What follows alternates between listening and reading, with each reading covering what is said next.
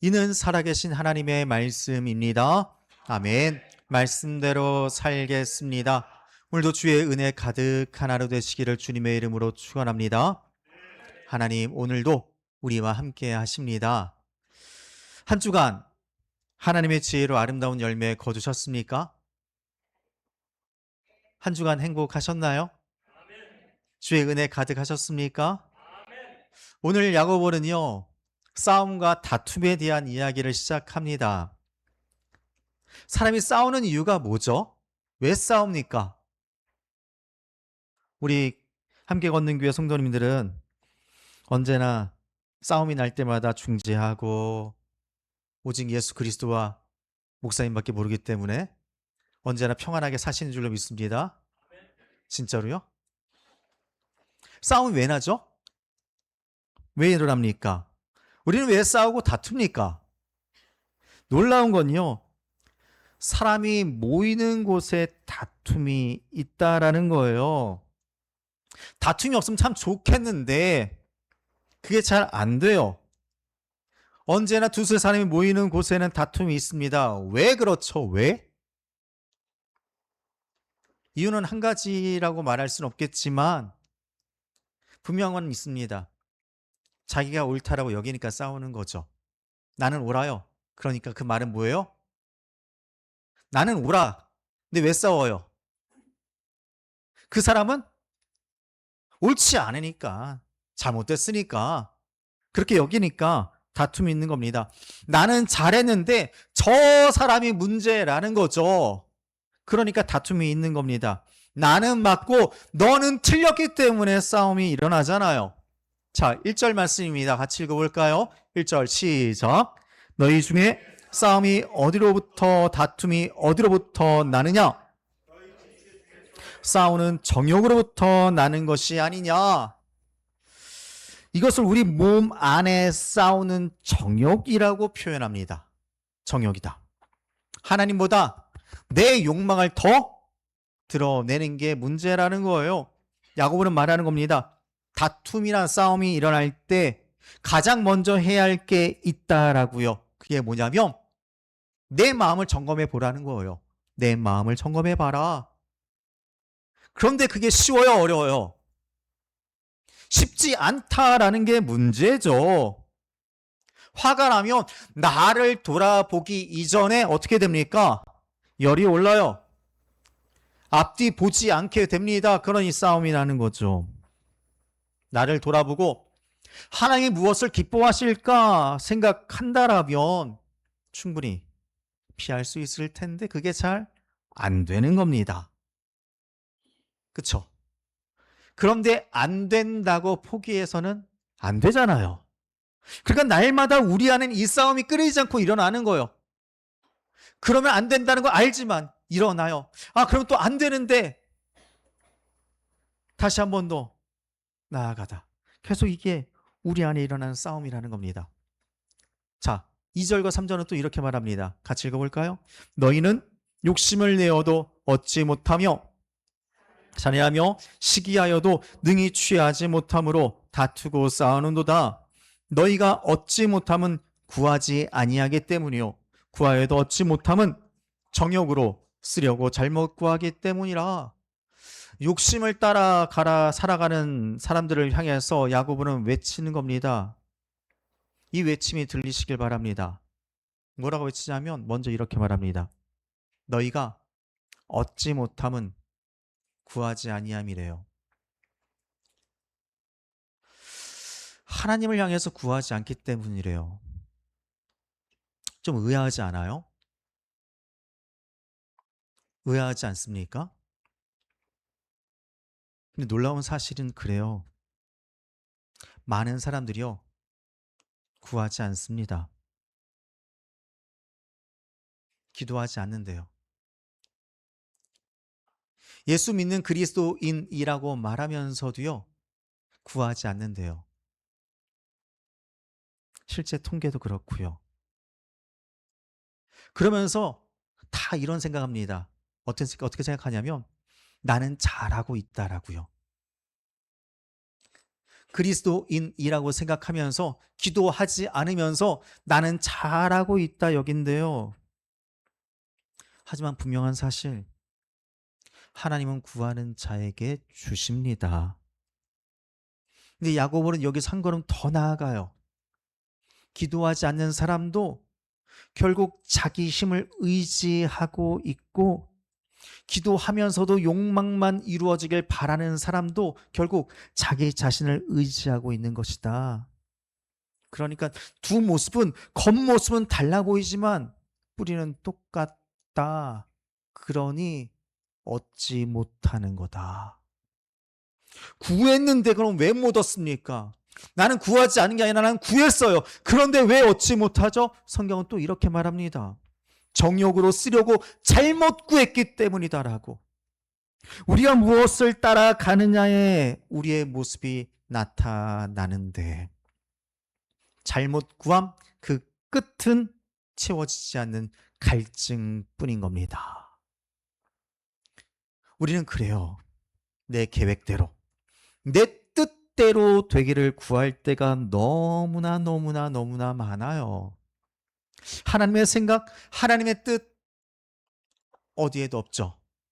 오직 내가 원하는 대로, 내 뜻대로 되기를 원하는 겁니다. 그게 내 안에 정욕을 따라 구하는 거래요. 이건 단순히 야고보의 서신을 받는 사람들을 만의 문제가 아닌 거예요. 우리의 이야기이기도 한 거죠. 아직 우리 교회는 없었습니다. 그런데요, 예전에 사업을 준비하시는 분이 한 분이 계셨는데, 준비할 때까지 아무런 이야기를 안 하시더라고요. 아무런 이야기도 없었어요. 그런데 일을 다 버린 다음에 기도 부탁을 합니다. 그럼 정말 안타까울 때가 있죠. 이건 아니다 싶은 것들이 있거든요. 물론 목사가 많은 걸 알지는 못합니다. 다 알지는 못하죠. 그런데요, 정말 여러 부류의 사람들을 다양하게 경험하고 함께 고민하며 나눌 수 있는 부분들은 있거든요. 아무런 이야기도 없다가 그냥 시작하고 나서 잘 되게 해달라고 기도 부탁을 하는 거예요. 그 모습을 나쁘게 보지는 않습니다. 나쁘다고 말하는 게 아니에요. 기도로 시작하려고 하는 그 마음 너무나 예쁘죠. 너무나 좋습니다. 그런데 어떤 생각이 드는 거냐면 이런 생각이 드는 거예요.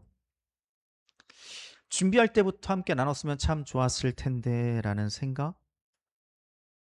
그러면서 내 마음대로, 내 생각대로 다 하고 나서 하나님은 그냥 축복만 해달라고 하는 것처럼 느껴지는 겁니다. 다 준비해놓고 불러서 하나님은 그냥 축복만 해주세요 라고 말하는 것 같거든요. 이건 단순히 사업에 대한 문제 이야기만 하는 게 아니에요. 우리의 삶의 전반적인 부분입니다. 하나님의 뜻을 묻기보다 내 계획이 먼저, 내 생각이 먼저 다 하고 나서 하나님은 축복만 해주세요. 그렇게 요청할 때가 얼마나 많습니까? 주님 앞에서 우리가 하는 기도를 한번 들여다 보자고요.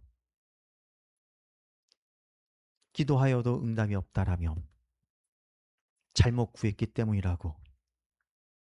오늘 성경에 말하고 있는 이 말씀이 울림이 되는 이유일 겁니다. 우리는 무엇을 구한 건가요? 그게 바로 나의 정욕을 구합니다. 그걸 좀 예쁘게 포장만 할 뿐이지 내 정욕으로 구한다라면 얻지 못하는 거예요. 요즘 구하고 있는 기도의 제목 무엇입니까? 지금 우리가 간절하게 기도하는 것, 간절하게 원하는 기도의 제목에 이렇게 고백할 수 있기를 원합니다. 하나님, 당신의 뜻이 이루어지길 원합니다. 라고요. 정말로. 진심으로 하나님의 뜻이 이루어지기를 원합니다. 이 일 가운데 어떻게 되어도 하나님의 뜻대로 이루어지기를 원하고 그것에 감사할 준비가 되어 계신가요? 하박국이 말했던 것처럼 그리 아니하실지라도 하나님의 뜻대로 이루어지길 원하고 감사합니다. 오늘 우리는 이 야고보의 음성에 귀를 기울여야 돼요. 야고보는 예수를 믿지 않는 사람들을 대상으로 쓰지 않았습니다. 그리스도인들을 향해 쓴 편지예요. 이건 오늘을 살아가는 그리스도인 된 우리를 향한 외침이기도 한 겁니다. 그러니 겸허하게 다시 한번 우리의 모습을 돌아보기를 원하는 거예요. 내 안에 잘못된 모습이 있다라면 이 시간 그걸 합리화하려고 하는 것이 아니라 반성하고 하나님께 돌이키고 하나님 원하시는 모습으로 다시 한번 걸어갈 수 있는 오늘 이 시간이 되어지기를 원하는 겁니다. 하나님은 우리 안에 죄를 깨끗하게 하실 하나님이신 줄로 믿습니다. 우리의 죄를 깨닫게 하시는 주님의 음성에 귀를 기울이자고요. 문제는 뭐냐면 그런 음성이 들릴 때에도 그걸 무시하고 살아가는 내 교만이 문제인 거죠. 하나님께서 기뻐하시고 좋아하시는 그 일에 민감할 수 있기를 원합니다. 그러기 위해서 내게 필요한 게 있는데 야고보는 이렇게 말하는 겁니다. 그게 뭐냐면 6절이에요. 같이 읽어볼까요? 함께 읽습니다. 그러나 더욱 큰 은혜를 주시나니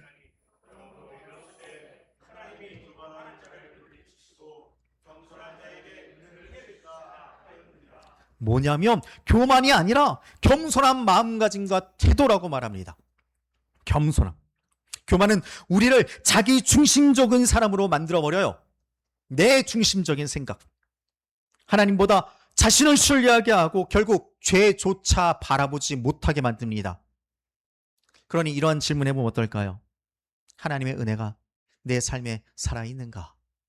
내 마음속에 가까이 있는가라는 질문이요. 우리가 하나님 앞에서 정말 감사하고 감격하고 있지 못하다라면 어쩌면 내가 교만한 것은 아닌지 돌아봐야 하는 거예요. 내 안에 하나님을 향한 감사가 있다라면 좋을 텐데 우리는 감사함으로 교만에 맞서야 되는데 내 안에 감사가 사라지고 있고 내 안에 원망과 불평만 있다라면 어쩌면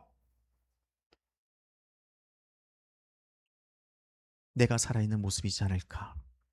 자신을 낮춰 하나님의 은혜를 누리는 자 되어지길 원하고 감사함으로 하나님 앞에 서 있는 내가 되어지기를 원하는 것입니다. 감사함을 택할 것인가? 아니면 내가 원하는 것, 내가 살아가는 방식대로 그냥 살아갈 것인가?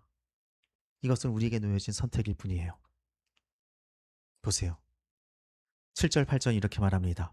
그런즉 너희는 하나님께 복종할지어다.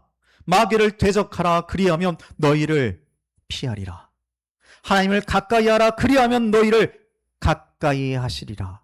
죄인들아, 손을 깨끗이 하라. 두 마음을 품은 자들아, 마음을 성결케 하라 라고요. 이게 바로 회개의 모습인 거죠. 하나님께 복종하라. 이것이 먼저예요. 이것이 우리가 먼저 해야 할 일입니다. 하나님 앞에 복종하시길 바랍니다. 그 복종 위에 우리가 대적할 힘을 얻게 되는 거예요. 하나님을 의지하지 않고 내 힘으로 마귀와 싸우려 하는 것, 그것이 오히려 교만이고 그게 우리를 무너뜨리게 만듭니다. 그러니 주 앞에 다른 그 무엇이 아닌 주의 마음을 품는 자가 되어져야 하는 것이에요. 그러면서 말하는 거죠. 9절 함께 읽습니다. 슬퍼하며 애통하며 울지어다. 너희 웃음을 애통으로 너희 즐거움을 근심으로 바꿀지어다. 이 야고보가 말하는 애통, 내 죄를 가볍게 여기지 않는 태도입니다. 하나님 앞에서 내가 얼마나 교만한지, 얼마나 내 욕심을 따라 살아갔는지 슬퍼하는 거예요. 내 생각대로 살아왔던 모습을 바라보는 겁니다. 제대로. 그때 비로소 상대방을 향한 마음도 그 미움도 내려놓을 수 있게 될 테니까. 우리의 마음을 돌아보고 내 마음의 욕심을 따라 살아가는 자가 아닌, 나를 드러내려고 살아가는 자가 아닌 나를 낮추는 마음으로 겸손한 모습으로 살아간다라면 상대방을 향한 미움 내려놓을 수밖에 없겠죠. 그렇게 말이 아니라 행동하는 그리스도인이 되어져야 한다라는 겁니다. 진정한 회개는 뉘우침으로 끝나는 게 아니에요. 돌이키는 겁니다. 실천하는 거예요. 삶의 방향을 바꾸는 것입니다. 그 실천의 첫걸음, 하나님 앞에 가까이 나아가는 것이다. 그러니 날마다 그분 앞에 가까이 걸어가는 우리의 모습이 되기를 원합니다. 날마다 그분 안에 머물자라고요. 하나님의 기쁨이 되는 그 자리에 머무는 그리스도인이 되자고요. 말씀을 읽고 기도하고 예배하며 하나님의 뜻을 묻는 그리스도인이 되어질 수 있기를 소망합니다. 가까움은요, 관계의 언어래요. 관계는 시간을 통해 깊어지거든요. 짧은 시간 함께 한다라고 그 관계가 깊어지지 않습니다. 시간이 필요해요.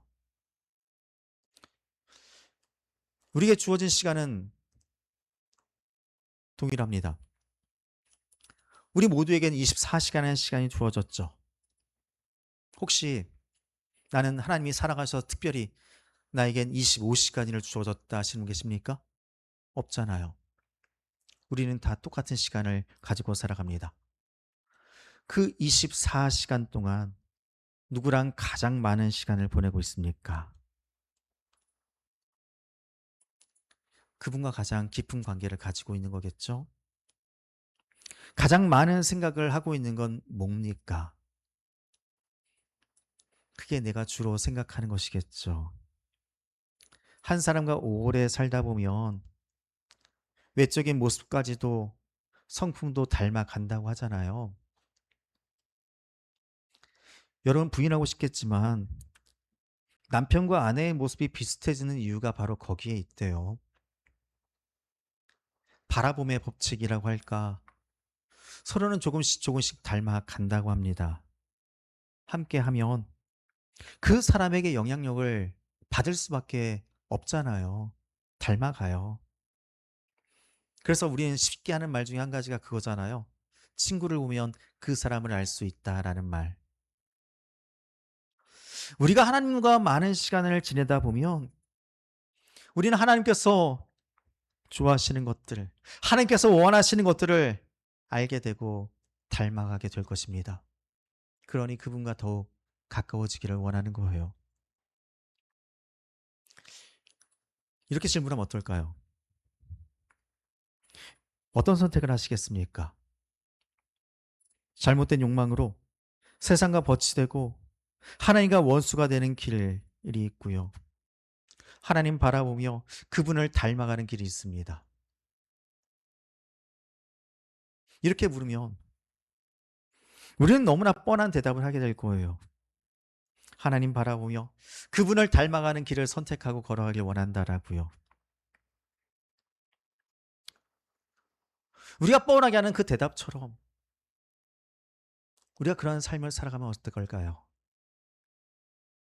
우리가 뻔하게 대답했던 그 모습처럼 정말 그렇게 살아가면 어떨까요?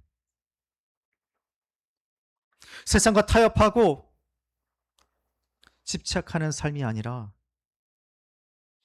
예수님께서 우리에게 보여주신 그 사랑과 용서를 바라보며 용납하고 풍성한 삶을 살아가면 어떨까요? 우리 너무나 원하잖아요. 여기 그 어느 누구도 그러한 삶을 살기를 원치 않는다 말하지 않겠죠. 그러나 쉽지 않아요. 그런데 그것은 우리에게 주어진 선택인 겁니다. 우리의 삶으로 아름다운 열매를 맺을 수 있는 길을 선택할 수 있는 우리 모두가 되기를 원합니다. 너무나 잘 아는 이야기 있습니다. 영화 속의 모습이 떠올랐어요. 첫 추락 당시 가장 완벽하고 많은 사람들에게 자랑이 되었던 배 한 척. 그 배의 선장은 이 배는 어떠한 일이 있어도 절대 침몰할 수 없고 신조차 침몰시킬 수 없다 말했죠. 그런데 그 배가 빙산 한 조각, 그 조각의 부딪힘으로 인해 침몰하게 되잖아요. 영화 타이타닉, 그 모습 속에 이러한 모습이 보여주고 있습니다. 영화 속에 교만으로 인해 침몰되어지는 그 배 위에서 연주되었던 곡이 한 곡이 있었습니다. 수많은 사람들이 살기 위해 발버둥 치고 있는 그 현장에서 조용히 그리고 묵묵히 그냥 그 순간을 받아들이고 연주하는 사람들이 있었어요. 그 사람들이 연주했던 곡이 바로 이것이었죠. 내 주를 가까이 하게 함은 십자가 짐 같은 고생이나 내 일생 소원은 늘 찬송하면서 주께 더 나가기 원합니다. 맞아요. 우리는 언제나 어느 순간에 있더라도 주님께 더 가까이 나아가야 합니다. 어쩌면 그것이 우리의 가장 큰 힘이죠. 힘들지만, 어렵지만 절대 포기할 수 없는 거잖아요. 그러니 주님께 더 가까이 나아가시길 바랍니다. 오늘보다 내일 더, 날마다 주님께 한 걸음씩만이라도 더 가까이 나아가세요. 교만해서는 안 된다. 겸손해야 한다. 정말 말로만이 아니라 우리의 삶 속에서 겸손할 수 있는 것, 주님과 함께 할 수 있는 것, 주님께 가까이 나갈 수 있는 그 한 걸음을 나아가는 그 자리를 향해 우리 걸어가 보자고요. 한 걸음만이라도. 오늘 주님과 얼마나 함께 하셨습니까? 하나님을 가까이 한다는 건 단순히 교회에 오는 것만을 말하지 않아요. 말씀 앞에 머무는 것, 주님과 호흡하고 기도하는 것, 내 뜻보다 하나님의 뜻을 먼저 생각하고 바라보는 것, 하나님과 동행하는 시간을 의도적으로 만들어 가는 겁니다. 하나님, 우리 모두에게 완벽함을 요구하시지 않으세요. 그러니 나의 교만함을 버리고 주님께 가까이 가보자고요. 조금만이라도 우리가 그 주님 앞에서 우리를 그렇게 낮출 때 하나님 우리를 외면하지 않으시고 은혜를 부어주시고 우리를 높여주시고 인도해 주실 줄로 믿습니다. 이것이 오늘 야고보가 우리에게 주는 소망이에요. 하나님께 더 가까이 나아가라. 그러면 하나님께서 우리에게 은혜를 베풀어 주실 것이다. 그러니 날마다 한 걸음씩 한 걸음씩 더 가까이 나아가라고요. 우리 그렇게 의도적으로 주님께 더 가까이 나아가는 저희 모두가 되기를 주님의 이름으로 축원합니다. 기도하겠습니다.